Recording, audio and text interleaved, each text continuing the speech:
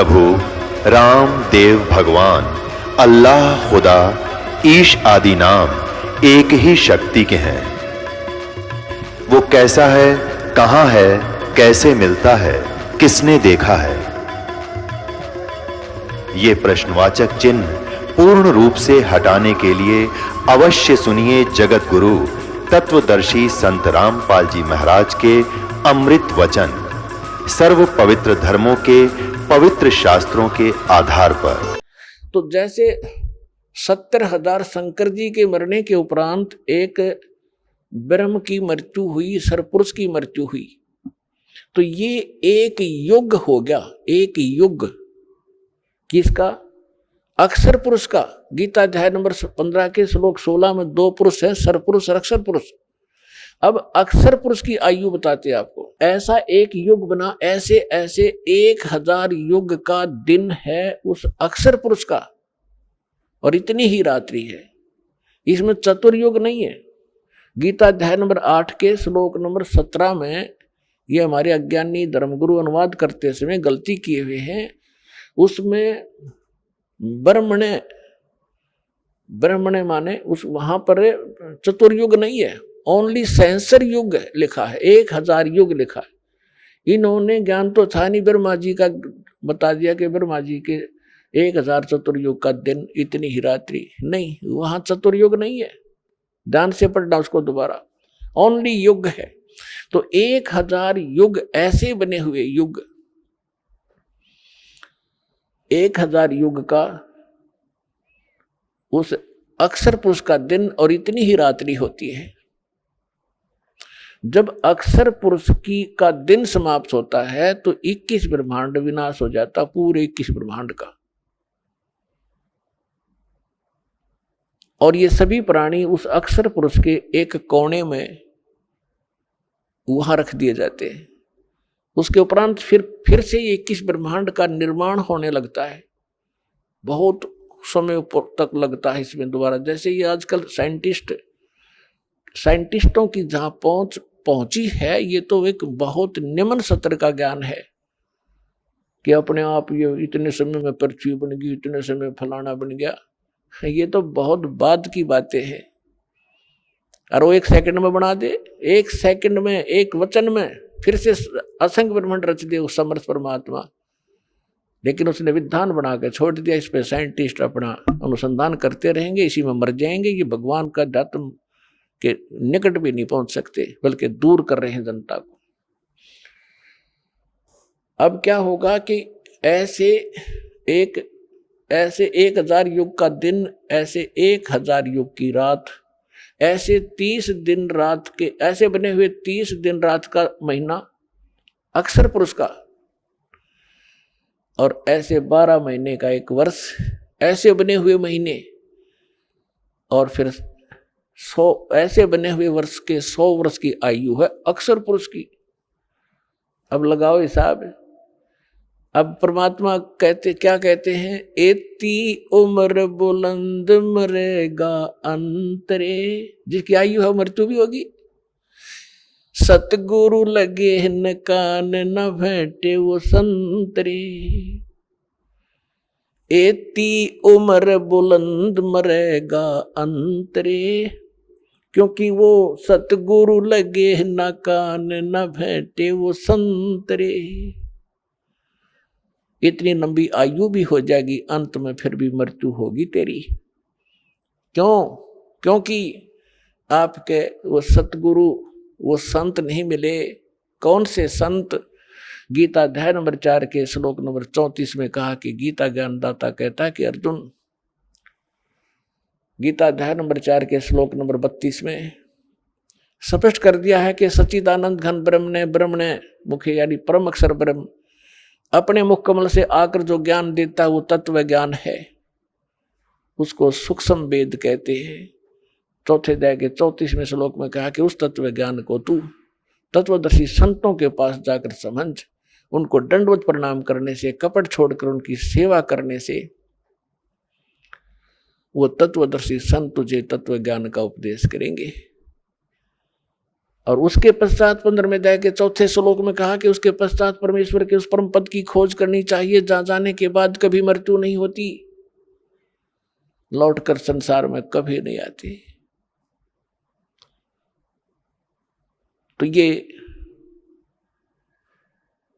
तो यहां क्या बताते हैं, जैसे कुरान शरीफ के अंदर भी यही प्रमाण है, सूरत फुरकानी 25 आयत 52 से 59 में, कि जिस परमेश्वर ने 6 दिन में सृष्टि रची 7वें दिन तख्त पर जा बैठा है वो कबीर परमात्मा है, और उसकी खबर किसी बाखबर से पूछो, वो कुरान शरीफ का ज्ञानदाता भी उससे परिचित नहीं है।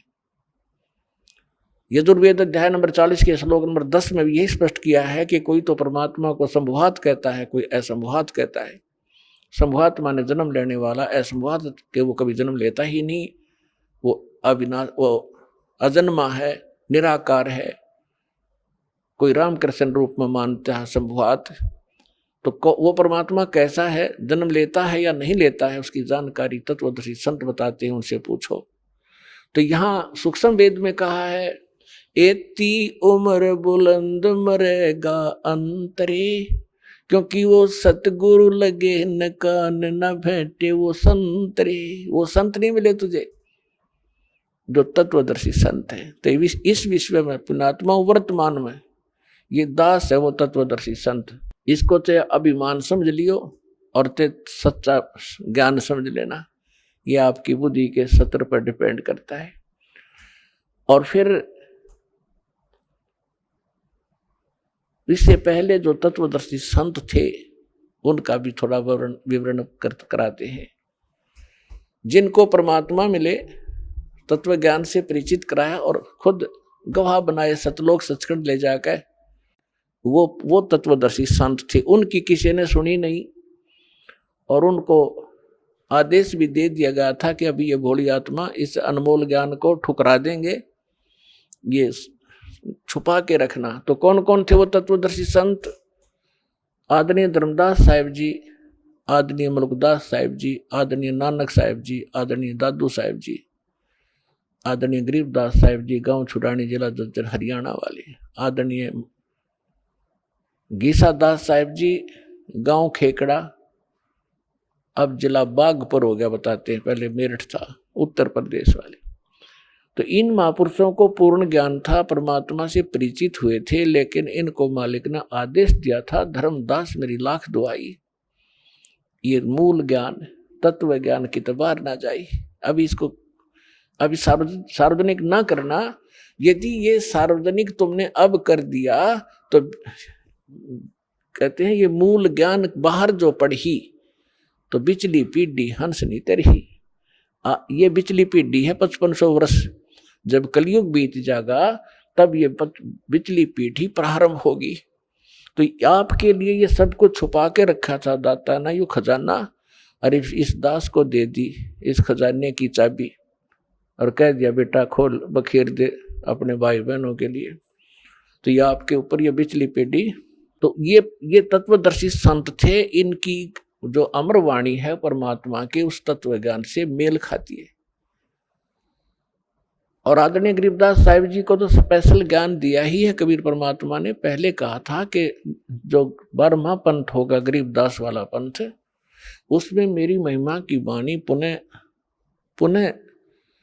होगी, पुनः जो है प्रकट करवाऊंगा।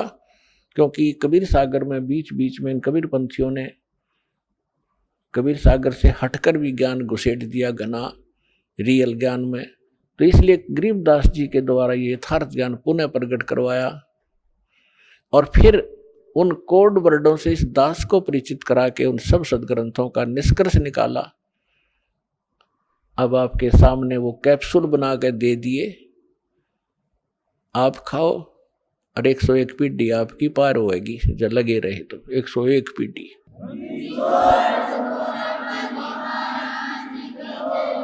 और ये संसारिक सुख तो यहाँ परमात्मा मुफ्त में देगा, आपको रूंगे में देगा। जिन सुखों के लिए, जिस धन के लिए आप भटक रहे थे, ये तो आपको फ्री में देगा। आप सोच भी नहीं सकोगे कैसे बरकत करेगा आपके घरों में, कैसे आपदाएं टालेगा आपकी, और फिर मोक्ष भी देंगे। तो यहाँ क्या बता रहे हैं, जो प्रसंग हम उसी पर आते हैं कि तत्वदर्शी संत ये महापुरुष थे।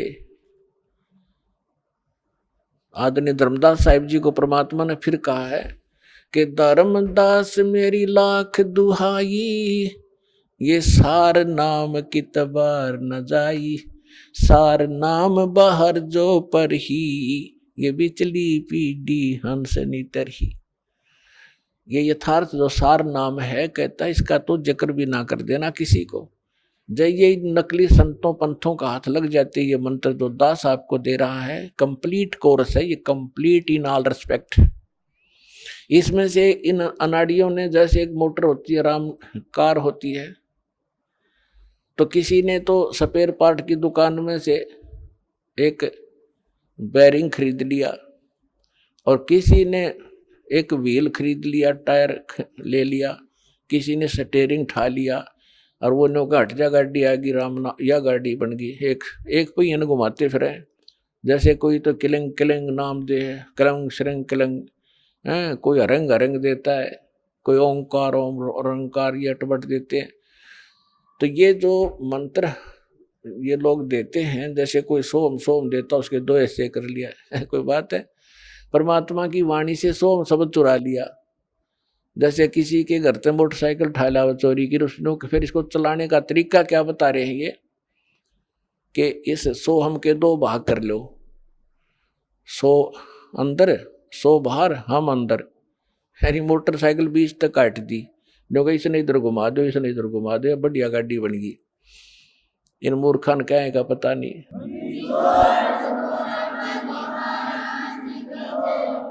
गरीबदास साहिब जी कहते हैं, बेखों के लश्कर फिरे, लश्कर माने टोल के टोल, बेखों यानी पंथों के, बेखों के लश्कर फिरे, ये बाणी चोर कठोर, सतगुरु धाम ना पहुंचेंगे ये 84 के डोरे। कहते हैं कि इन बेखों के कितने पंथों के झुंड फिरते हैं, परमात्मा की बाणी चुरा के, बाणी चोर कठोर, और इतने ढीठ बना दिए, लड़ने को तैयार हो जाते हैं, सच्चाई सुनना नहीं चाहते, मरने कटने को तैयार हो जाते हैं। क्या साधु संतों के ये लक्षण होते हैं? बेखों के लश्कर फिरेंगे बाणी चोर कठोर, और सतगुरु धाम ना पहुंचेंगे ये 84 के ढोर। यही धक्के खाएंगे ये लोग जो इस सत नाम और सार नाम, इस कंप्लीट कोर्स को नहीं ग्रहण करेंगे। तो हम फिर उस प्रसंग पर आते हैं। एती उम्र बुलंद मरेगा अंतरे, सतगुरु लगे न कान न भेटे वो संतरे। वो संत ना मिले आपको, तत्वदर्शी संत नहीं मिले, वो तत्वदर्शी संत जिन महापुरुषों से दास कलयुग में परिचित है, वो उनके शुभ नाम आपको अभी बताए। उनमें से एक आदरणीय गरीबदास साहिब जी, गांव छुड़ाने जिला जज्जर वाले ने अपनी परमात्मा की महिमा कलम तोड़ बोली है, लिखाई है। तो वो क्या कहते हैं, परमात्मा की महिमा बताई है। मन तू चल रे सुख के सागर, जहां शब्द सिंधु रत्नागर। सुख सागर किसे कहते हैं? शंखों लहर मेहर की उपजे, कहर नहीं जा कोई। शंखों लहर मेहर की उपजे, कहर नहीं जा कोई। दास गरीब अचल अविनाशी, सुख का सागर सोई। मन तू सुख के सागर बसरे, भाई और न ऐसा यस रे। कि जहां शंखों लहर मेहर की उपजे। अपने आत्मा, अब हम 5 तत्वों से बने हुए पुतले में रहते हैं। इसमें कभी बीपी हाई, कभी लो, कभी कोई काम, कभी क्रोध, कोई लालच दुखी कर रहा होता है। हम सड़ रहे हैं इसके अंदर, अपने कर्म बिगाड़ रहे हैं। अनमिलना वही है जो लिख रखा आपके प्रारब्ध में, आपकी किस्मत में। इसे अधिक नहीं मिलेगा, इसे न्यून भी नहीं रहेगा, कम भी नहीं रहेगा। लेकिन ये बात हमसे कोसों दूर होगी, हमें कोई ये दृढ़ करने वाला नहीं रहा। अब तो घर में भी ना रहे, सबने माया जोड़न की ट्रेनिंग ले रखी है। पहले कम से कम माता पिता दादा दादी कोई गलती करता बालक ने क्या करते, ना भाई ये काम ना करिए भगवान रुष्ट हो जाएगा। अब भगवान वाली तो बात ना चलती घर में, क्यों सब थोड़े बहुत दो पैसे हो गए, शिक्षित हो गए, कोई रोजगार करता है, सांझ ने घुट्टी ला के कोई कितना पड़ा है, कोई कितना पड़ा, ना बच्चों के साथ कोई लिंक रहा। तो इस प्रकार ये हमारी सारी नैतिकता का भी नाश हो गया। तो क्या बताते हैं आप, दास के साथ तो बहुत बार बीती है, कुछ पिछले संस्कार थे, मान के चरणों में रहा होगा दास। तो कई बार जब अकेला होता हूँ, एक आध बार ऐसी हिलोर उठती है अंदर से, चाहे हमें किसी ने हमें कितना ही सता रखा हो, कितना दुख दे रखा हो, चाहे कुछ पैसे भी मार रखे हो, चाहे कभी गाली गलोच भी कर रखा हो, उसके प्रति भी दोष नहीं रहता, वो भी अपना सा दिखाई देता है। और जब वो रहती है कुछ थोड़े समय के लिए, वो जो लहर सी उठती है कुछ देर तक रहती है, उसमें कोशिश भी न करें उसके प्रति द्वेष पैदा हो नहीं होता। और उस लहर के जाने के बाद, उस तरंग के जाने के बाद फिर वो एक खचड़ा भरा होता है, उसने ऐसा क्यों बोला, उसने ऐसा क्यों कह दिया है, अब ये करूंगा वो करूंगा फलाना करूंगा। तो वो जो मिहिर की लहर थी वो थी जिसमें किसी के प्रति दोष द्वेष नहीं आ रहा था, और कैर की लहर वो शुरू होगी जब आम रहती है हमारे अंदर। तो इसके विषय में बताता है कि उस सतलोक के अंदर गरीबदास साहिब जी कह रहे हैं, संखों लहर मेहर की उपजे और कहर नहीं जा कोई दुख है नहीं। अपने आत्मा आप यहाँ आए हुए हो, सतलोक आश्रम बरवाला जिला हिसार हरियाणा में, चाहे कोई 4 दिन से आ रहा है, कोई 10 दिन से, कोई 2 दिन से। अब यहाँ क्या दिक्कत है आपको, वो जानबूझ कर अपने स्वभाववस्था आप कोई प्रॉब्लम पैदा करो, वह दूसरी बात है। किसी के साथ खसो तो यहाँ को बैठ गया मैं बैठूंगा, या धरती सारी एक जैसी है, एक जैसे मैट बिछ रहे, कितना चद्दर बिछा और लेट जाओ, बना बनाया खाना मिल रहा है। परमात्मा ने अपने बच्चों के लिए दूध की नदी बहा रखी, और यहाँ पर सारे सदा व्रत खोल रखा, चाह की केटली भर के दर रखी, अड़ाओ गिलास पियो गटगट कीता बैठ के। तो यहाँ आपने यहाँ क्या दुख है, क्या द्वेष है किसके साथ? तो वहां सतलोक की मिनी रिहर्सल है, वो वाला सुख तो यहाँ स्वप्न में भी नहीं है, लेकिन उसकी रिहर्सल है ये। तो जब आप वहां जाओगे, बहुत बड़ा क्षेत्र आपका अपना इंडिविजुअल है, जैसे यहाँ प्रत्येक का स्वभाव है, बड़ी कोठी हो, हैं आगे लान हो, उसमें तालाब बना हुआ हो, कहीं फुहारे चल रहे हो, बाग बगीचे हो, हैं और अंगूरों की बेल लगी हो, कभी घूमते घूमते खा लें, वहाँ सैर सपट्टा करें, कभी तालाब में नहा लें, बैठ के गप्पे मारें कितना बैठ। तो ये यहाँ का किया हुआ तुम्हें वहां मिलेगा। अब आप स्टूडेंट हैं, मनुष्य जीवन प्राप्त प्राणी, और जो स्टूडेंट यहाँ की ये कर रहा है, यहाँ की संपत्ति जोड़ने में लग गया, वो विद्यार्थी नहीं है, वो भक्त नहीं है। आपको जो आवश्यक वस्तुएं हैं वो बनाओ, गर्मी सर्दी से बचने के लिए मकान की आवश्यकता बनाओ, जैसा आपकी सुविधा भगवान ने आपको प्रारंभ में दिया उतना ही बनाओ, ज्यादा नहीं। आज की वर्तमान की आवश्यकता है मोटरसाइकिल, कार है, व्हीकल है, ये भी ले लो, कोई बड़ी बात नहीं। और आप देख लेना, विश्वास रखना, सच्चे दिल से लगे रहना, जो वर्तमान आधुनिक आवश्यकता है आपकी सारी पूरी करेगा आपको परमात्मा। मोटरसाइकिल वाले को मोटरसाइकिल जरूरत है वो ही देगा, तो आप याद रख लेना। लेकिन सदुपयोग करना, सत्संग के लिए उद्देश्य रखना कि मुझे भगवान कोई व्हीकल दे तो आपकी महिमा सुनने के लिए हम सह परिवार आए, इस तरह की भावना बना कर रहना। तो वो जो आवश्यक वस्तुएं हैं आपको यहाँ अवश्य देगा। तो वहाँ वो सारा सुख वहाँ सतलोक के अंदर है। तो वहाँ राग द्वेष आप पर ही बने, कोई अभाव नहीं किसी चीज का।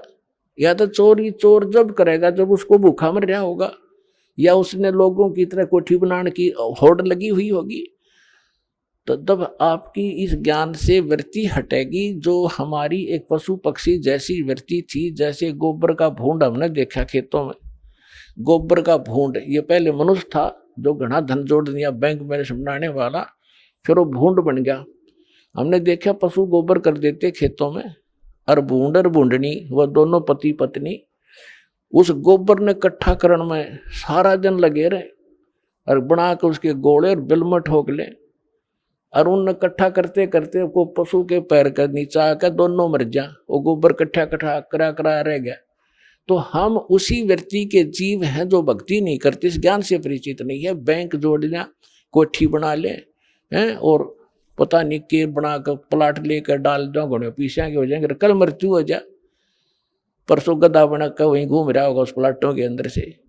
तो ये इस ज्ञान से आपको, ये सत्य ज्ञान है, ये गॉड गिवन स्पिरिचुअल नॉलेज है, किसी डूम बाट के गीत नहीं है ये आपका घड़े काम आएंगे।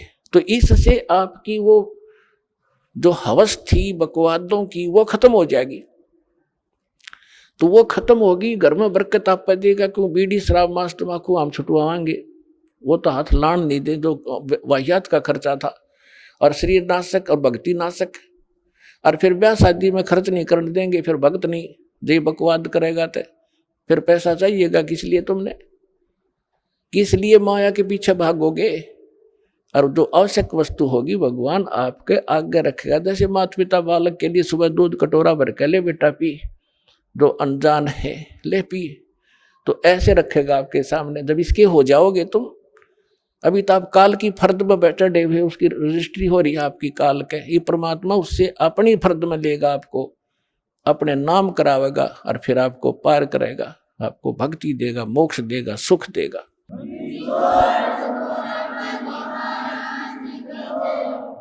तो परमात्मा क्या बताते हैं,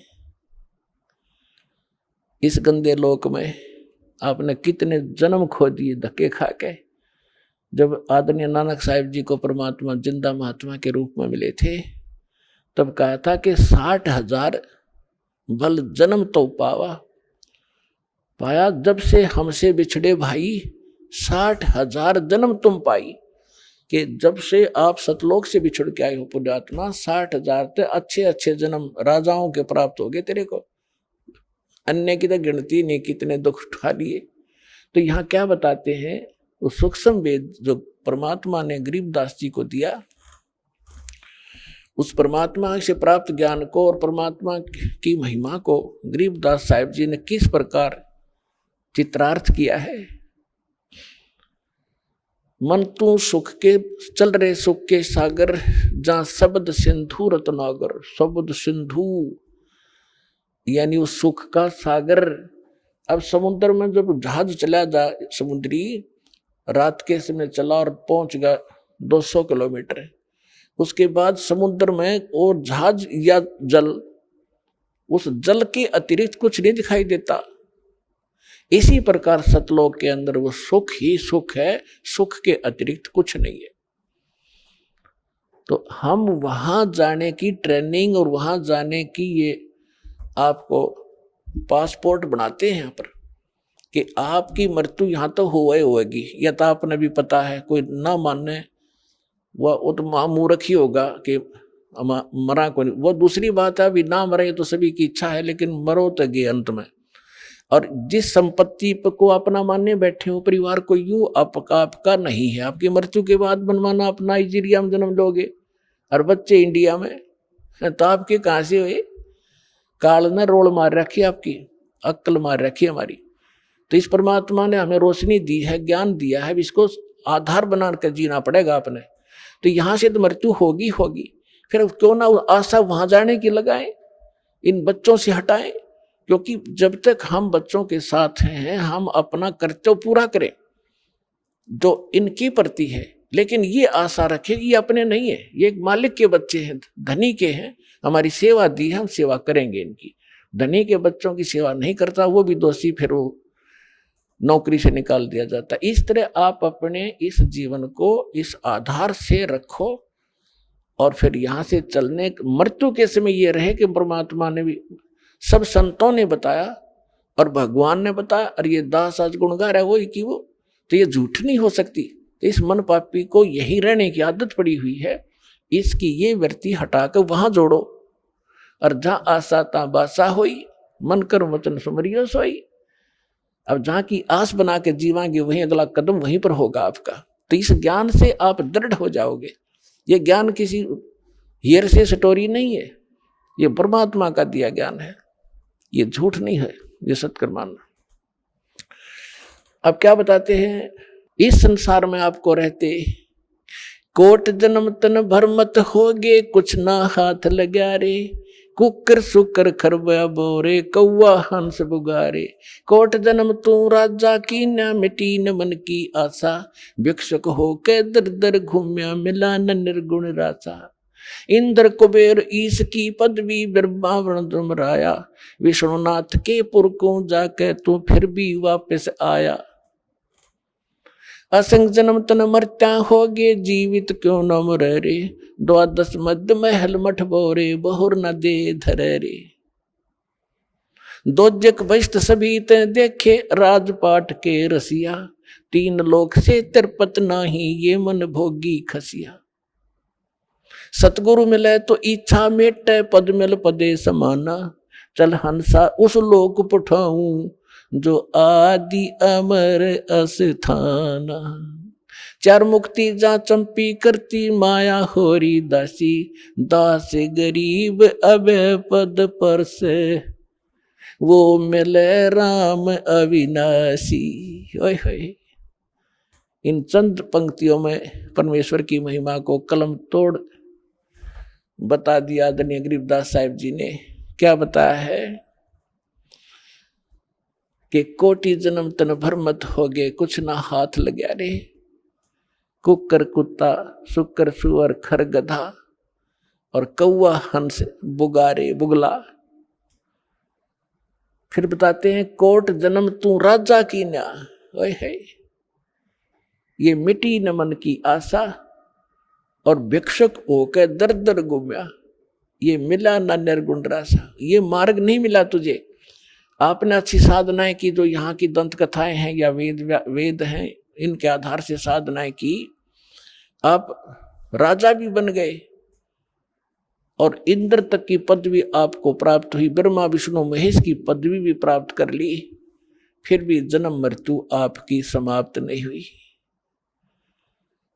अब जैसे फिर क्या बताते हैं, जैसे क्या बताना चाहते हैं कि आप जी जैसे अब वर्तमान में प्रत्येक भक्त जो भी नर या नारी परमात्मा की भक्ति के बिना टिक नहीं रहा, टिक ही नहीं सकती आत्मा, क्योंकि इसको भगवान की जरूरत है। और जब से ये उससे बिछड़ी है उसी समय इसका एहसास हो गया था कोई बहुत बड़ी अनमोल वस्तु गुम होगी तेरी। उसकी खोज या काल के लोक में हम कर रहे हैं, वो यहाँ नहीं है, वो सतलोक में है और वहां जाकर मिलेगा। उसका साधन और तरीका ये है। तो हम इसको यहाँ जैसे परमात्मा ने बताया कि आप ऐसे भी साधक रहे हो, घर त्याग दिया मालिक पाने के लिए, जंगल में जाकर बैठ के सूखे एक वृक्ष के नीचे, और फिर नगरी में आए, कुछ भिक्षा जैसी भी आपको मिली, रोटी मिल गई 10-5, उनको ले गए, 2 रोटी सुबह खाई, 4 सामने, 2 सामने, 4 सुबह 4 सामने खा के, और बाकी बची हुईयों को वृक्ष का टांग दिया करते, कपड़े में बांध के, वो सूख जाती थी। सूखने के बाद रोटियां खराब नहीं होती, उनको फिर 2-3 दिन तक बेकर खाया करते थे साधु संत, ताकि रोज अपना समय खराब ना हो, रोटी मांगने जाना पड़े। तो परमात्मा कहते ऐसी भी तूने साधना कर ली, लेकिन फिर भी काल के जाल में फंसा रहा। और इन साधनाओं से, ऐसे कठिन साधनाओं से आपने क्या क्या प्राप्ति हुई। इंद्र स्वर्ग का राजा बन गए, इंद्र कुबेर धन का जो वित्त मंत्री है काल का, 21 ब्रह्मांड का, इंद्र कुबेर ईश की पदवी है, और ब्रह्मा वरुण धर्मराया, आप विष्णु की पदवी पाई, आपने ब्रह्मा की पदवी पा ली, आपने शंकर की पदवी भी पा ली। ये ब्रह्मा विष्णु महेश जो वर्तमान वाले ये मर जाएंगे, इसके बाद वो अच्छी आत्माएं होंगी, काल उनको अपने पुत्र के रूप में जन्म देकर उनको फिर से इस पोस्ट पर विराजमान करता रहेगा। इसका ऐसा प्रोसेस है। तो वो मरी हुई व्यक्ति आत्माएं जो पहले मर चुके हैं, ब्रह्मा विष्णु महेश वाले आत्माएं, वो यहीं भटक रही हैं आपके साथ। तो कहते इंद्र कुबेर ईश की पदवी ब्रह्मा वर्ण धन राया और विष्णु नाथ के लोक को जाके तू फिर भी जन्म वर्ण में आया। जिसको आप सुप्रीम पावर मान रहे हो जान पड़े में विष्णु जी को, तुम विष्णु के लोक में जाकर भी जन्म वर्ण में आए। फिर क्या बताते हैं, असंख्य जन्म तन। यहाँ थोड़ी सी कथा सुनाते हैं। एक मार्कंडे नाम के ऋषि थे, वो बंगाल की खाड़ी में साधना कर रहे थे। अब इनको ज्ञान जैसा है वो अपने ज्ञान को सुप्रीम मानकर अन्य से तभी कर रहे होते हैं। मार्कंडे ऋषि ब्रह्म के साधक थे। ओम नाम का जाप और हठ योग करना इनका एक स्वाभाविक कर्म बना हुआ। इनको ये लोकवेद है, वैसे हठ योग किसी ग्रंथ में नहीं है, सुना सुनाए से हठ योग करते हैं। हठ योग से तप बन जाता है, तप से राज्य प्राप्त होता है, राज्य प्राप्त करके प्राणी नरक में जाता है। अब गरीबदास जी महाराज कहते हैं तत्व इस ज्ञान में कि डंब करे डूंगर चढ़े अंतर छीनी झूल और जग जाने भक्ति करे यो बोवे सोल बबूल। किकर के कांटे बोर आपने भविष्य में आज हमने चाहिए कुछ भी दिखाई देता हो, बड़ा साधक हजारों वर्ष तक बैठा है। साधना तो ये है जो अब आपको मिली है। नाम उठत नाम बैठत नाम सोवत जागवे, नाम खाते नाम पीते नाम से लागवे, नाम से मोक्ष होगा। फिर भी मार्कंडे ऋषि साधना कर रहा था। इंद्र जो है स्वर्ग का राजा 72 चतुर्युग तक उसका शासन काल होता है। ब्रह्मा जी के एक दिन में 14 इंद्रों का शासन काल पूरा हो जाता है। 14 इंद्र।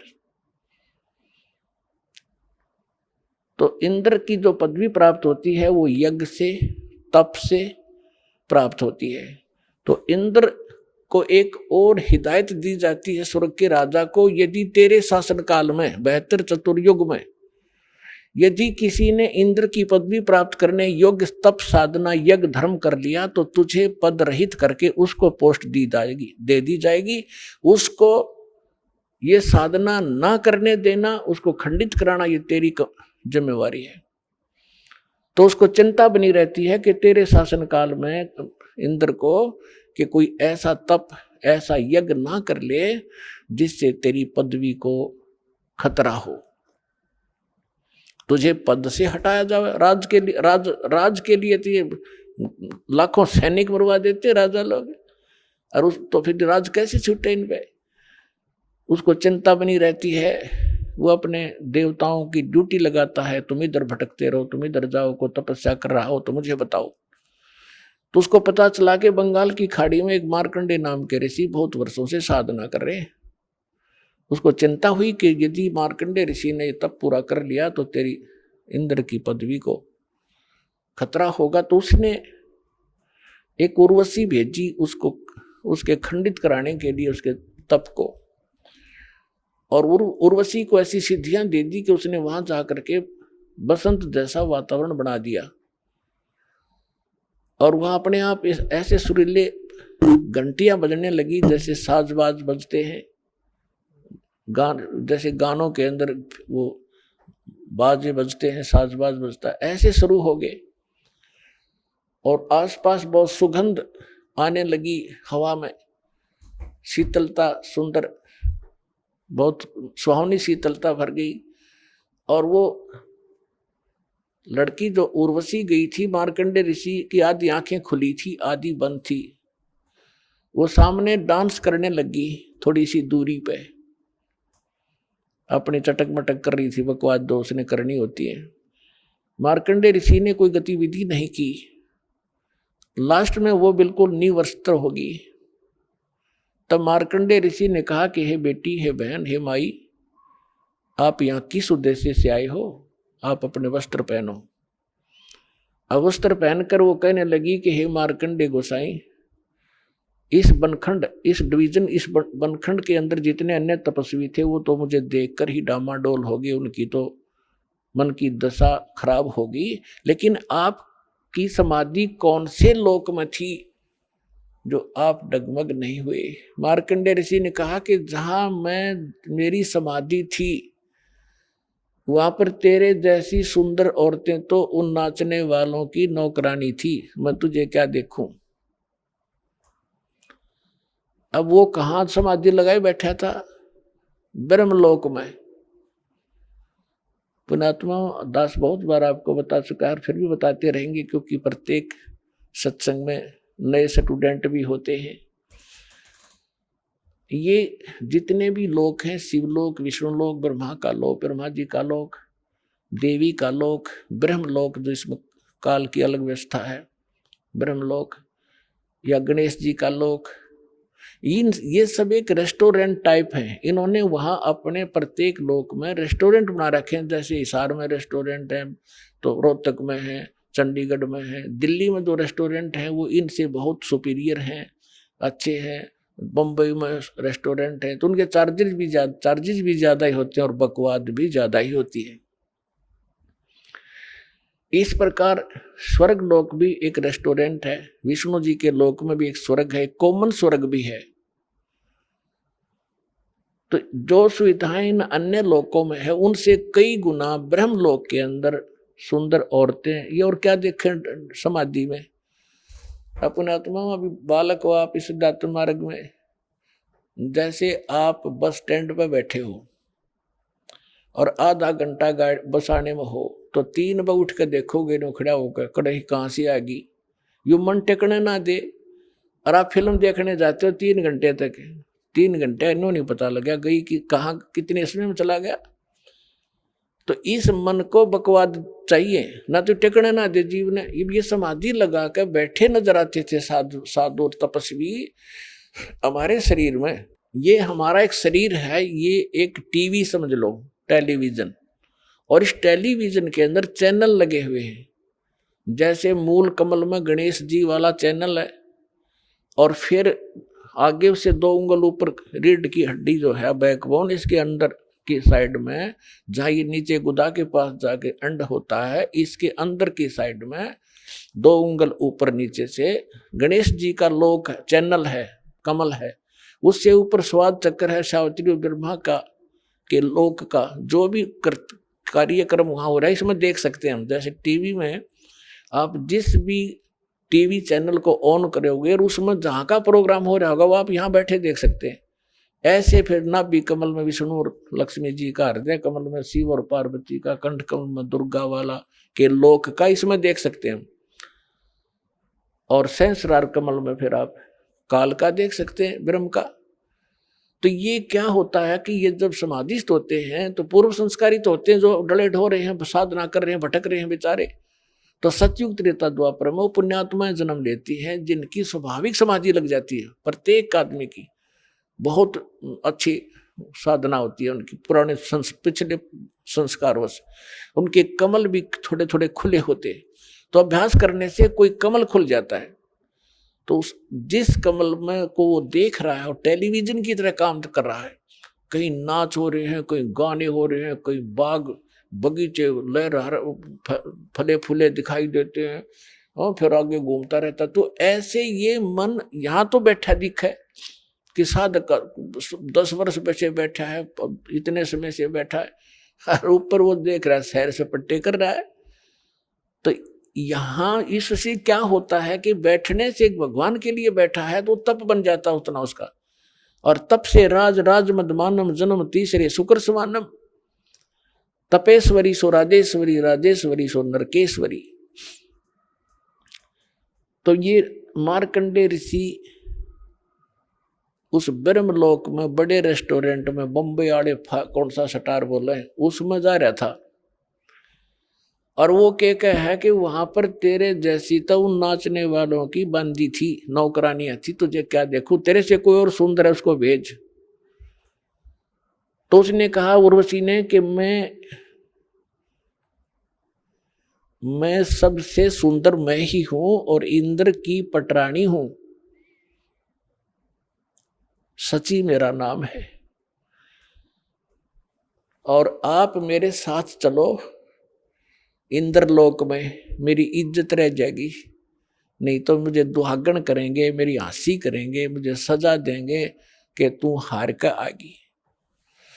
तो मार्कंडेय ऋषि जैसा जिसने जो ज्ञान है, जैसे गीता अध्याय नंबर 4 के श्लोक नंबर 25 से लेकर 30 तक यही ज्ञान दिया है गीता के अंदर, कि कोई तो योग साधना करता है, कोई स्वाध्याय करता है, कोई देवताओं की पूजा करता है, कोई श्वास उश्वास की प्रक्रिया ही करके उसी को सफल मान रहा है, और सब अब अपनी साधना को उत्तम मान रहे हैं, पापनाशक जानते हैं। वास्तविक चौथे अध्याय के 32वें श्लोक में कहा कि इन यज्ञों की, धार्मिक अनुष्ठानों की विस्तार के साथ जानकारी सच्चिदानंद घन ब्रह्म की वाणी में है। परमात्मा स्वयं आकर बताता वही है वो तत्व ज्ञान, उसमें कंप्लीट है, संपूर्ण है विस्तार के साथ। तो वो ज्ञान ये दास आपको सुना रहा है। तो मार्कंडेय ऋषि ने यही सोच रखा था कि तय जो साधना करा सबसे उत्तम है ब्रह्मलोक की। तो मार्कंडेय ऋषि ने उस उर्वशी से कहा कि आप इंद्र की पटरानी है, जब इंद्र की मृत्यु होगी, इसका तो 72 चतुर्युग तक इसका जीवन है, उसके बाद मरेगा, फिर तू क्या करेगी? उर्वशी ने कहा कि मैं 14 इंद्र वरूंगी, यानी ब्रह्मा जी के एक दिन में जितना पीरियड है तब तक मैं स्वर्ग की महारानी बनी रहूंगी। इंद्र मरता रहेगा, दूसरा आता रहेगा, वो मुझे पत्नी बनाता रहेगा। मेरा इतना समय है सुख का, स्वर्ग का। अपना आत्मा देखो, उस प्यारी आत्मा ने कभी मनुष्य जीवन मिला होगा, कोई उसने कैसी कठिन साधनाएं, कठिन तप किए होंगे, जो स्वर्ग की महारानी बनी और इतने लंबे समय तक। और अंत में क्या होगा इसका, इनको भी ज्ञान होता वहां जाने के बाद, लेकिन विकल्प नहीं था, क्योंकि कोई सतगुरु लगे न कान न बैठे वो संतरे। तो क्या कहती है, मार्कंडेय ऋषि ने पूछा कि जब इंद्र मरेगा, मृत्यु होगी, तब तू क्या करेगी? कि 14 इंद्र वरूंगी मैं, यानी नेक्स्ट इंद्र जो इस पदवी पर आएगा वो मुझे पत्नी बनाएगा, उसके साथ भी मैं ऐसे मौज मस्ती मारूंगी, स्वर्ग में रहूंगी। यानी वो महानता बता रही थी अपनी, मैं इतनी सुखी हूं, इतने समय तक सुख स्वर्ग में रहूंगी। इंद्र बोला वो 14 भी मरे, मार्कंडेय बोले कि वो 14 भी मरेंगे, फिर तू क्या करेगी? फिर भी तो मरेगी।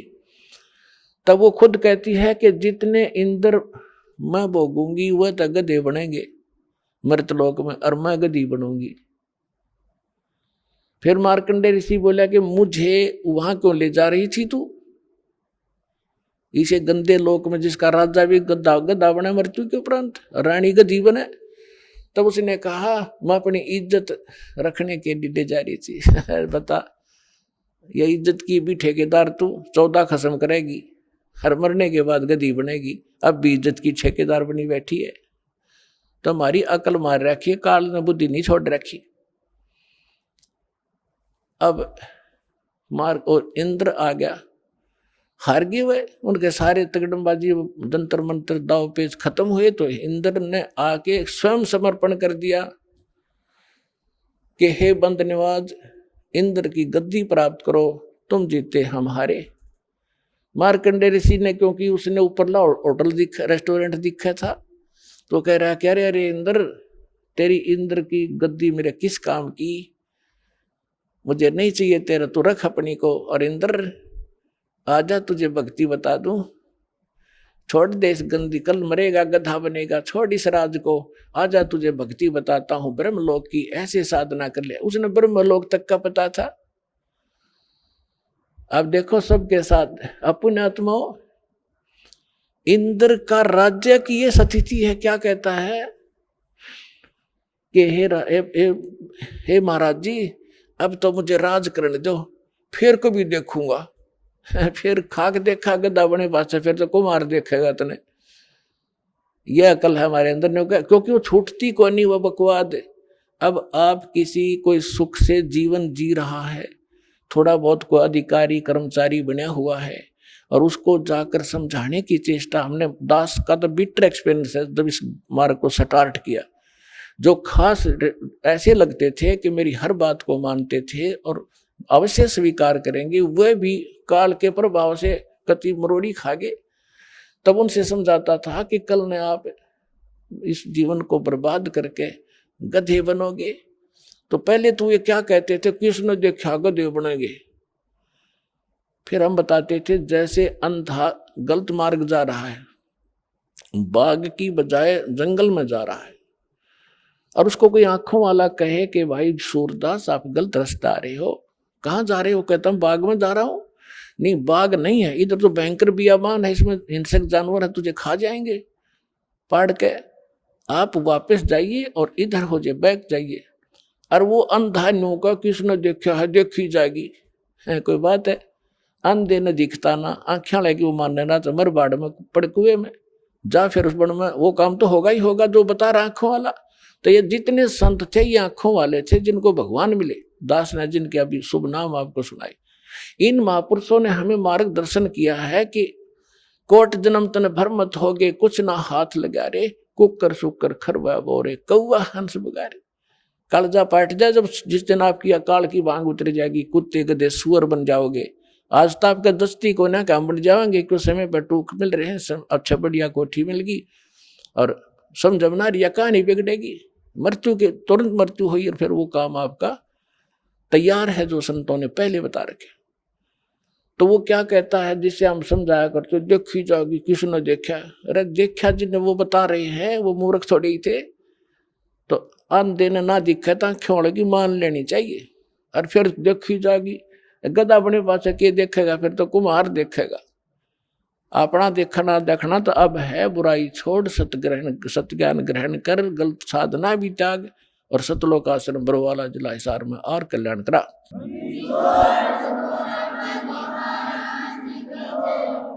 तो मार्कंडे ऋषि कहता है कि आजा, तेरे को ब्रह्मलोक में ले चलता हूँ, साधना, ये साधना बताता हूँ।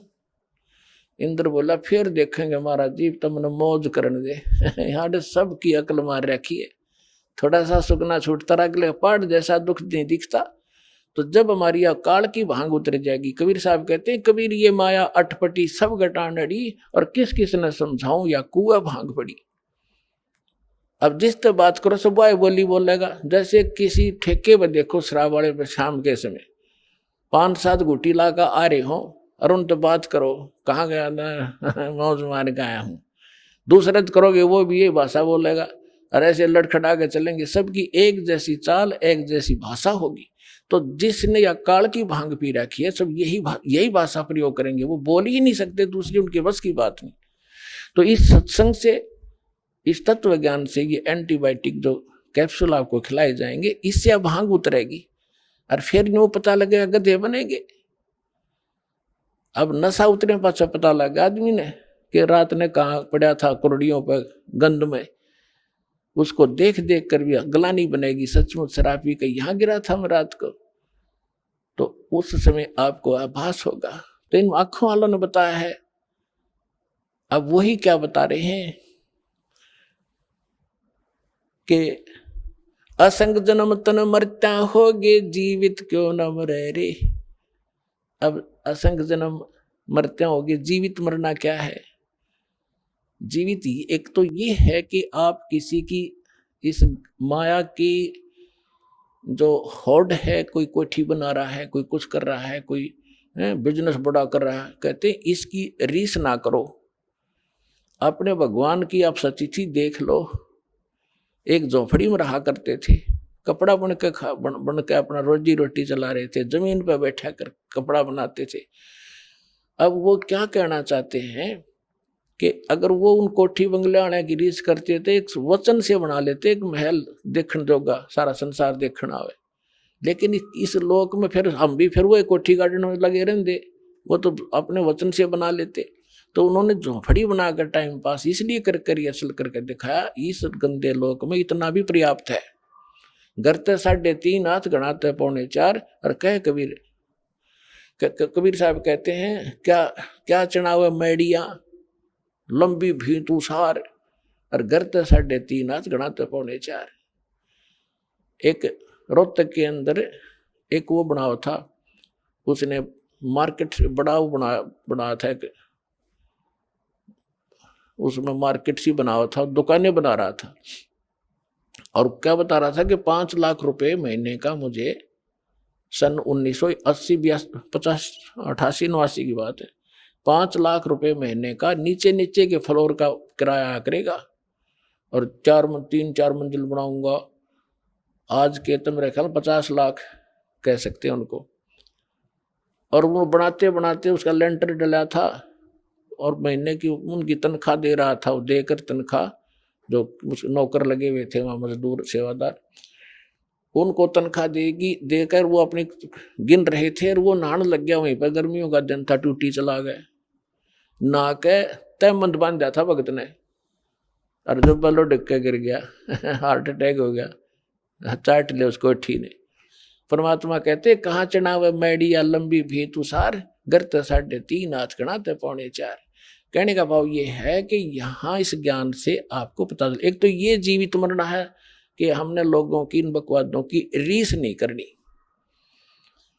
नकल नहीं करनी, और दूसरा वास्तविक ये मरना है कि जैसे जिस कर्म को, जिस क्रियाओं को, जिस धन को, जिस घर को और जिस व्यवसाय को आप छोड़ कर सत्संग में नहीं आना चाहते, ये सोच लेते हो कि वो हानि घनी हो जाएगी या भूल लाग रही आपके, सत्संग मानते हैं और भगवान के लिए चलता आदमी, उसके तो सुख होया करे, और थोड़ी बहुत हानि भी होती है तो ना जाने के बिजली गिरनी थी वह थोड़े में टलेगी, ये सत्कर मान लेना।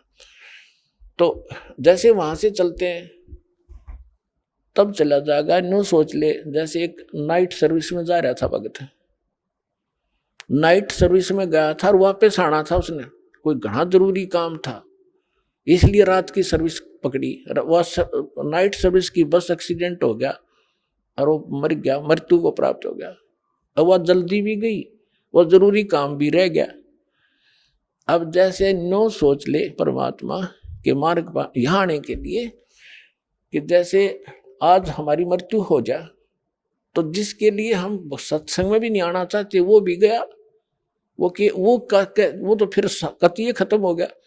तो ये सोच कर यहाँ चल पड़ा कि नो सोच लो मेरी मृत्यु होगी आज, और 3 दिन 4 दिन आप आ जाओ यहाँ मृतक हो गए। आइए अब हम उन श्रद्धालुओं के अनुभव जानते हैं जो जगत गुरु तत्वदर्शी संत रामपाल जी महाराज जी से दीक्षा प्राप्त कर चुके हैं तथा उनके द्वारा बताए गए भक्ति मार्ग पर चल रहे हैं। नमस्कार सर। नमस्कार सर जी। सर क्या नाम है आपका? मेरा नाम लुकेश दास है, मैं जिला राजनांदगांव छत्तीसगढ़ का निवासी हूँ। लुकेश जी, संत रामपाल जी महाराज से नाम दीक्षा आपने कब ली? संत रामपाल जी महाराज से नाम दीक्षा मैंने 1 मार्च 2014 को ली। संत रामपाल जी महाराज से नाम दीक्षा लेने से पहले आप क्या भक्ति साधनाएं करते थे? संत रामपाल जी महाराज से नाम दीक्षा लेने से पहले चूँकि हम लोग कबीरपंथी थे पहले से, और उसी के अकॉर्डिंग हम लोग सातवें पंथ सतनामी पंथ से बिलोंग करते हैं, और छत्तीसगढ़ में एक संत हुए हैं गुरु घासीदास करके, हम लोग उसी की भक्ति साधना करते थे सर जी। तो फिर आप संत रामपाल जी महाराज की शरण में कैसे आए? संत रामपाल जी महाराज की शरण में हम लोग ऐसे ही अचानक एक दिन पापा टीवी का चैनल चेंज करते करते संत रामपाल जी महाराज का सत्संग साधना टीवी पे आता है, अचानक लग गया सर जी। तो उसी को देखते देखते ऐसे देखते संत रामपाल जी महाराज का ज्ञान थोड़ा समझ में आने लगा, और जो घासीदास करके छत्तीसगढ़ में संत हुए हैं उसके भक्ति करते थे, तो दोनों का ज्ञान लगभग समथिंग सेम था। लेकिन घासीदास वाले जो पंथ से हम लोग जो भक्ति करते थे वो भक्ति अधूरी थी, क्योंकि घासीदास के भी कुछ ऐसे वाणी है, क्योंकि सातवें पंथ में थोड़ा ज्ञान चतुराई का था, तो ज्ञान चतुराई के अंतर्गत घासीदास के में भी थोड़ा ज्ञान था, तो घासीदास के कुछ ऐसे वाणी जो बोलते थे वो खटकता था, और संत रामपाल जी महाराज के सत्संग सुनते थे तो दोनों का वाणी जब मैच करते थे तो सेम मतलब बात आते थे। जैसे घासीदास भी बोले हैं कि सतनाम सब कहे, सतनाम जाने ना कोई, और सतनाम जाने तो आवागमन न हो। तो संत रामपाल जी महाराज बताते हैं कि सतनाम विश्व में मेरे अतिरिक्त और किसी के पास नहीं है, ये प्रूव करके दिखाए, और विश्व में अगर सतनाम है। और गुरु जी बताते हैं संत रामपाल जी महाराज की अगर पूर्ण मोक्ष कराना है और सद्भक्ति शास्त्र अनुकूल साधना कराना है तो मेरे बरवाला आश्रम में आए और मेरे से नाम दीक्षा ले और मेरे ज्ञान को समझे और अपना आत्म कल्याण कराए, ऐसे करके। तो उसी के अकॉर्डिंग फिर सत्संग देखते देखते ये ज्ञान हो गया कि वास्तविकन में इस संसार में संत रामपाल जी महाराज के अतिरिक्त और कोई संत नहीं है और हमें उनसे नाम दीक्षा लेना चाहिए। 2014 को मैं संत रामपाल जी महाराज से नाम दीक्षा लिया। सर, संत रामपाल जी महाराज से नाम दीक्षा लेने के बाद आपको कुछ लाभ भी प्राप्त हुए? लाभ तो बहुत से प्राप्त हुए भगत जी। मेरे को बचपन से मतलब निमोनिया सर्दी हो गया था, प्राथमिक डॉक्टर वगैरह को दिखाया लेकिन ठीक नहीं हो पाया। हर साल मतलब निमोनिया रहता था। वो संत रामपाल जी महाराज से नाम दीक्षा लेने के बाद ठीक हुआ सर जी। और 2017 का बात है, मेरे मम्मी को ना मतलब अचानक दर्द हुआ राइट साइड में कमर पे। तो प्राथमिक चिकित्सा डॉक्टर के पास दिखाए, मतलब 2-3 महीने के अंतर्गत दर्द हो जाता है। इतना सहनी दर्द होता था सर जी की मम्मी ना ज़मीन में लेटे लेटे इतना खुरसते थे। हम लोग देखते थे ना तो इतना ये लगता था तक बहुत तकलीफ़ होता था कि हमारे मम्मी को क्या हो गया। उसके बाद हम लोग प्राथमिक डॉक्टर से दिखाए तो डॉक्टर 2-3 महीने के अंतर्गत वैसे ही दर्द हुआ तो डॉक्टर बोलता है कि मेरे को लगता है कि हड्डी में कुछ प्रॉब्लम है, आप एक्सरे करवा लो, ऐसे करके। उसके बाद डॉक्टर पर्ची बना कर दिए कि आप राजनांदगांव जिला अस्पताल में जाकर इलाज करवा लेना, वहाँ एक्सरे करवा लेना, ऐसे करके। फिर मैं अपने मम्मी को लेकर राजनांदगांव जिला अस्पताल आ गया, वहाँ एक्सरे वगैरह करवाया। उसके बाद एक्सरे का रिपोर्ट में भिलाई में दिखाया हड्डी रोग विशेषज्ञ को, तो वो बोले कि हड्डी में कोई प्रॉब्लम नहीं है, आप सोनोग्राफी करवा लो, ऐसे करके। सोनोग्राफी करवाया सर जी तो उसमें मम्मी का रिपोर्ट आया कि बच्चेदानी में 6 mm का मांस का जो टुकड़ा है वो ना चिपक गया है, तो उसको मतलब ऑपरेशन करके निकालना पड़ेगा बच्चादानी को, ऐसे करके। और वो हो सकता है उसमें कैंसर का भी शिकायत हो जाए, ऐसे करके 40,000 रुपये ऐसे लगेंगे, ऐसे करके ऑपरेशन में बताए थे। पापा बोले कि ऐसा ऐसा बात है, एक बार संत रामपाल जी महाराज से प्रार्थना लगा लेते हैं, उसके बाद गुरु जी का जो आदेश होगा उसके बाद फिर ऑपरेशन करवाएंगे, ऐसे करके। तो पापा संत रामपाल जी महाराज से अरदास लगाए। उसके बाद गुरु जी का संत रामपाल जी महाराज का आदेश हुआ कि बेटा आप परमात्मा ऊपर विश्वास रखो और अपनी भक्ति करते रहो, आपको एक दिन परमात्मा ऊपर विश्वास रखो। उसके बाद भगत जी गुरु जी का आदेश जैसे हुआ ना, हम लोग मेरी मम्मी को मैं डिस्चार्ज करा दिया और संत रामपाल जी महाराज का भक्ति करने लगा। आज लगभग ये 17 का बात है भगत जी, 17 और आज 21, मतलब 4 साल हो गए मम्मी को। मतलब किसी प्रकार का मतलब अब उस दिन से ना भगत जी किसी भी प्रकार का मतलब दुख नहीं हुआ मम्मी को मेरा। ये रिपोर्ट है, सोनोग्राफी करवाया था इसमें भिलाई सुपेला से। तो इसमें ना मतलब डॉक्टर इसका रिपोर्ट में आया है कि मांस का टुकड़ा बच्चेदानी में 6 mm का जम गया है, 6 mm का। यहाँ रिपोर्ट ये है, रिपोर्ट है, इसमें जम गया ऐसे करके। तो डॉक्टर बोले कि बच्चादानी का ऑपरेशन करके निकालना पड़ेगा, 40,000 रुपये लगेगा, ऐसे करके। हम मेरा मम्मी को डिस्चार्ज कराया वहाँ से और संत रामपाल जी महाराज की बताए हुए भक्ति साधना करते रहें। उसके बाद मेरा मम्मी का जो स्वास्थ्य खराब था, जो तकलीफ़ थी, वो ना संत रामपाल जी महाराज की दया से ठीक हो गया। मेरे पापा को भी बवासीर का बीमारी था, जो संत रामपाल जी महाराज से उपदेश लेने के बाद अब पूर्ण रूप से ख़त्म हो गया है, वो भी जड़ से ख़त्म हो गया है, 3 साल से था। सर, संत रामपाल जी महाराज से नाम दीक्षा लेने के बाद आपको लाभ ही लाभ मिले, तो जो दर्शक आज आपको देख रहे हैं और वो भी इन सभी बीमारियों से ग्रस्त हैं, उनके लिए आप क्या कहना चाहेंगे? उनको मैं यही कहना चाहूँगा कि आप भी संत रामपाल जी महाराज से नाम दीक्षा ले और अपना आध्यात्मिक, आर्थिक और शारीरिक रूप से आप लाभ उठाएं और सद्भक्ति करके यहाँ से मोक्ष कराएं।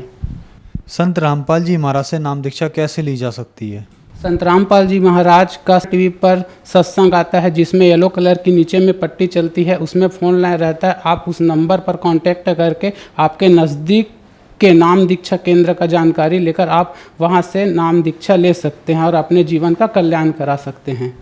धन्यवाद सर। साहेब सर जी।